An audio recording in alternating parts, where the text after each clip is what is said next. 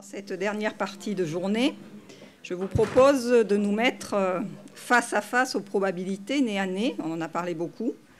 Alors, moi, je suis coordonnatrice de l'espace éthique méditerranéen. De ce fait, je fais partie prenante entière de l'équipe de l'EREMA auprès d'Emmanuel Hirsch, que je remercie d'être équipier avec moi de cette démarche. Alors, face aux probabilités, moi, je te remercie en particulier de m'avoir mis présidente de cette séance, parce que c'est quelque chose qui m'interpelle beaucoup. D'une part, parce que régulièrement, je me rappelle mes vieux souvenirs de mathématiques, où j'avais appris que les probabilités, les statistiques, sont des chiffres valables sur des populations.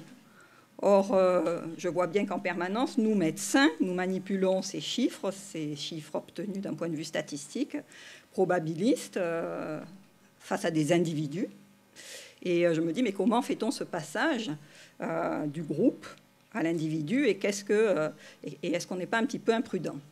Et puis, à deuxième titre, parce que, outre d'animer l'espace éthique méditerranéen, je suis aussi généticienne. J'ai travaillé dans le cadre du diagnostic prénatal, où nous avons aussi à manipuler ce type de chiffres, ce type de données statistiques, probabilistes, et dans des situations ô combien dramatiques que sont les grossesses, où on va être amené à donner à des couples des données statistiques probabilistes sur le devenir de leur enfant, avec derrière quand même des décisions dramatiques de poursuite ou d'interruption de grossesse.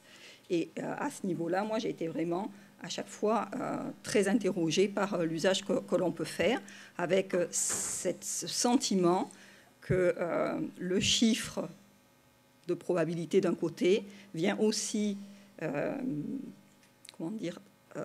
dialoguer avec la gravité de l'affection dont on parle, le nom et la gravité et la représentation de l'affection dont on parle, et que d'un coup, un focus est mis sur cette affection avec un chiffre qui parfois peut paraître faible, mais qui, quand c'est grave, ou c'est considéré comme grave, ou c'est socialement établi comme grave, peut surévaluer ces chiffres.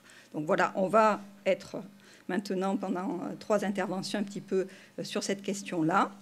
Et je vais donc demander au premier intervenant, Pascal Antoine, qui est professeur de psychopathologie dans le cadre du LabEx Distal ici à l'Université de Lille, de venir faire son intervention intitulée donc « Diversité d'itinéraires, d'acteurs, de termes, de probabilité et de temporalité », donc d'un constat de diversité. Je vous laisse...